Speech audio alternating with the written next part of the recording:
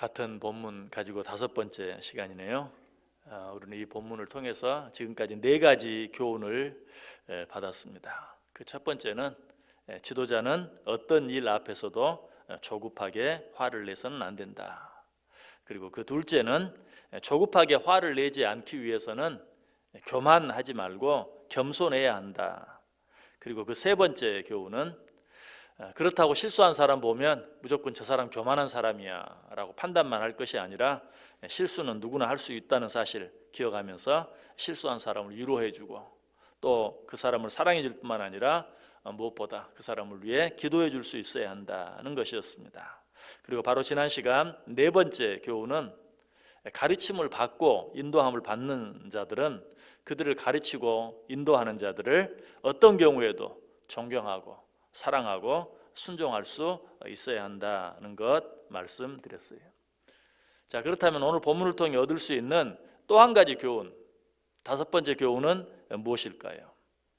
그것은 우리가 어떤 일을 하든지 유종의 미를 거둘 수 있어야 하는데 그러기 위해서는 지극히 작은 것 하나라도 지극히 하찮은 것 하나라도 조심할 수 있어야 한다는 것이 모세는 40년 동안 애를 썼습니다. 그럼에도 불구하고 가나안 땅 입구에서 저지른 단 한 번의 실수로 인하여 약속의 땅 가나안을 눈으로 바라보면서 들어가지 못했어요. 그 안타까운 모습이 신명기 34장 4절 이하에 나와 있는데요. 여호와께서 그에게 이르시되 이는 내가 아브라함과 이삭과 야곱에게 맹세하여 그의 후손에게 주리라 한 땅이라 내가 내 눈으로 보게 하였거니와 너는 그리로 건너가지 못하리라 하시매 이에 여호와의 종 모세가 여호와의 말씀대로 모압 땅에서 죽어 벳부올 맞은편 모압 땅에 있는 골짜기에 장사되었고 오늘까지 그의 묻힌 곳을 아는 자가 없느니라. 40년 동안 애를 썼지만 약속의 땅 가나안을 눈앞에 뻔히 두고도 그것을 눈으로 보면서도 들어가지 못하고 모압 땅에서 죽었다. 그리고 그 골짜기에 장사되었는데 그 묻힌 곳을 아는 자가 없다. 어디 묻혔는지 아는 자가 없어요. 얼마나 안타까워요. 자, 장정만 60만, 미루어 버건데 200만이 넘는 그 엄청난 무리를 애굽에서부터 끌고 약속의 땅 가나안 문터기까지 왔는데 거기 들어가지 못했을 뿐만 아니라 어느 골짜기에 묻혔는데 어디에 묻혔는지 정확히 아는 자가 없는 그런 안타까운 지경에 처하고만 그렇게 끝나고 만 것을 보게 돼요. 모세가 이런 엄청난 대가를 치러야 했던 잘못은 어떤 잘못이었습니까? 정말로 그 대가만큼이나 엄청나게 큰 잘못, 엄청나게 큰 실수 때문이었습니까? 아니, 오늘 본문 33절 보면 뭐라고 말해요? 이는 그들이 그의 뜻을 거역함으로 말미암아 모세가 그의 입술로 망령되이 말하였음이로다. 말 한마디 잘못한 것 때문에 말 한마디 잘못한 것 때문에 40년 수고가 물거품이 되고 약속의 땅을 눈앞에 보면서도 들어가지 못하고 마지막 장사되었는데 그 장사된 곳이 정확히 어디인지 아는 사람이 한 사람도 없는 그런 엄청난 대가를 치르게 되고 말았다는 것이 모세가 한 말, 입술로 망령되이 내뱉은 말 한마디가 어떤 말이었죠? 반역한 너희여 들으라. 우리가 너희를 위하여 이 반석에서 물을 내랴. 어떻게 보면 그렇게 화를 낼 만도 하고 설령 그렇게 화를 냈다 할지라도 그냥 한번 듣고 지나갈 수도 있는 그런 작은 실수에 불과해요. 그러나 이 말 한마디 때문에 그는 약속의 땅을 눈앞에 두고도 목전에 두고도 들어가지 못했다. 여러분, 사실 이스라엘 백성들도 마찬가지죠. 이스라엘 백성들이 출애굽에서 가나안 땅까지 거리가 어느 정도 됩니까? 성경은 10하루길, 10하루면 갈 수 있는 길이었어요. 그런데 그 10하루면 갈 수 있는 길을 얼마 동안 갔어요? 40년 동안. 여러분, 왜 그랬다고 생각하세요? 왜 10하루길이면 갈 수 있는 길을 40년 동안이나 갔을까요? 다 이스라엘 백성들의 그 입에서 나오는 원망 불평 때문이었어요. 그들의 입에서 원망과 불평만 없었더라면 10하루면 약속의 땅에 도착하는 거예요.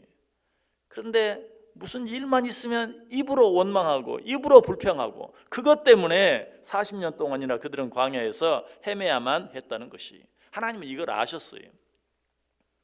그래서 그들이 약속의 땅 가나안에 들어가기 전에 한 가지 훈련을 시켰죠. 어떤 훈련? 침묵하는 훈련. 어디에서? 여리고성 앞에서. 가나안 땅 입구에 있는 여리고성, 이제 그 여리고성 통과하면 가나안 땅에 들어갈 수 있어요. 그 여리고성 앞에서 침묵하는 훈련을 시켰어요. 어떻게 시켰죠? 여리고성을 돌아라. 그러나 아무 말도 하지 말고 돌아라. 마지막 7바퀴를 돌고 나서 내가 외치라 하면 그때 외쳐라. 여러분, 만약에 하나님께서 이스라엘 백성들이 그렇게 명령하지 않았으면 이스라엘 백성들이 어떻게 할까요? 정말 우리가 다 같이 나가서 싸워도 도무지 이길 수 없는 난공불락의 성 여리고성인데 아무 말도 하지 말고 한 바퀴 돌아, 또 한 바퀴 돌아, 또 한 바퀴 돌아. 그러면 뭐 어떻게 했겠어요? 이게 지금 뭐 하는 짓이야? 이게 지금 우리 보고 뭐 하라는 거야? 틀림없이 그렇게 원망하고 불평했을 거예요. 그랬으면 그들은 그 여리고성 앞에서 무너졌고 여전히 약속의 땅 가나안에 들어가지 못했을 거예요. 하나님은 그걸 알고 아무 말도 하지 말라. 내가 외치라고 할 때까지는 입도 뻥끗하지 말라. 침묵하는 훈련을 시켰어요. 그렇게 했을 때 비로소 그들은 여리고성을 무너뜨릴 수 있었고 비로소 약속의 땅 가나안에 들어갈 수 있었다라는 것이, 이처럼 말 한마디가 중요해요. 자, 그렇다면 우리들이 우리의 언어, 우리의 말을 바꾸기 위해서는 어떻게 해야 할까요? 우리의 생각을 바꿔야 돼요. 왜? 말은 생각에서 나오는 것이거든요. 누가복음 6장 45절에 말해요. 선한 사람은 마음에 쌓은 선에서 선을 내고 악한 자는 그 쌓은 악에서 악을 내나니 이는 마음에 가득한 것을 입으로 말함이니라. 여러분, 어쩔 때 나도 모르게 어떤 말이 튀어나오죠. 아유, 이 말 하면 안 되는데. 여러분, 왜 그렇습니까? 내 속에 그 생각이 있기 때문에 그래요. 내 속에 그런 생각이 가득 차 있기 때문에 어느 순간에 나도 모르게 그 말이 튀어나가고 마는 것이. 그러므로 말을 바꾸기 위해서는 어때요? 생각을 바꿔야 돼요. 그런데 말을 바꾸는 것도 어려운데 생각을 바꾸기는 더 어려워요. 말은 뭐 입을 틀어 막아서라도 어떻게 해보겠는데 생각을 어떻게 해? 머릿속에 드는 생각을 어떻게 우리가 막을 수 있습니까? 성경은 그 생각을 바꿀 수 있는 방법을 우리에게 이야기해 주죠. 여호수아 1장 8절에 보면 이 율법책을 내 입에서 떠나지 말게 하며 주야로 그것을 묵상하여 그 안에 기록된 대로 다 지켜 행하라. 그리하면 내 길이 평탄하게 될 것이며 내가 형통하리라. 누가 누구에게 주신 말씀이죠? 하나님이 여호수아에게. 언제? 여호수아가 모세의 뒤를 이어서 이스라엘 백성들을 이끌어갈 때. 어쩌면 하나님이 모세가 마지막에 저지른 그 한 가지 작은 실수, 입술로 망령되이 말한 그 작은 실수를 의식하고 어쩌면 그 모세의 뒤를 이어서 여호수아라 하여금 이스라엘 백성들을 이끌어가게 하면서 이 말씀을 주셨는지 몰라요. 이 율법책을 내 입에서 떠나지 말게 하며 주야로 그것을 묵상하여 그 안에 기록된 대로 다 지켜 행하라. 그리하면 내 길이 평탄하게 될 것이요 내가 형통하리라. 네 선배 지도자 모세는 말로 말미암아 약속의 땅에 들어가지 못했다. 그런데 그 말을 어떻게 다스릴 수 있는가? 율법책을, 하나님께서 너에게 주신 그 율법책에 기록된 말씀을 주야로 묵상하라. 늘 하나님의 말씀을 묵상하고 또 묵상하다 보면 네 생각이 하나님의 말씀으로 가득 차게 되고 네 생각이 하나님의 말씀으로 가득 차게 되면 내 입에서 나가는 말도 하나님의 말씀이 될 것이고 네 손발로 행동하는 그 모든 행동까지도 하나님의 말씀대로 행하게 될 것이고 그렇게 되면 내 길이 평탄하게 될 것이고 내가 형통하게 될 것이다 라고 말하고 있어요.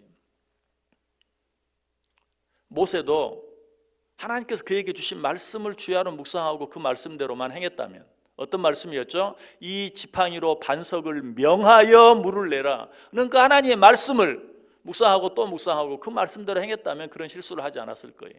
근데 하나님께서는 그렇게 말씀하셨는데 하나님의 말씀대로 생각하지 아니하고 자신의 생각대로, 자신의 판단대로, 자신의 느낌대로, 자신의 감정대로 말을 하고 말았어요. 결국 그로 인해 약속의 땅을 목전에 두고도 그 땅에 들어가지 못했다. 여러분, 이런 모세의 모습을 보고 어떻게 모세가 그런 실수를 할 수 있을까? 나도 그런 실수는 하지 않겠다. 혹 이렇게 생각하는 분 계십니까?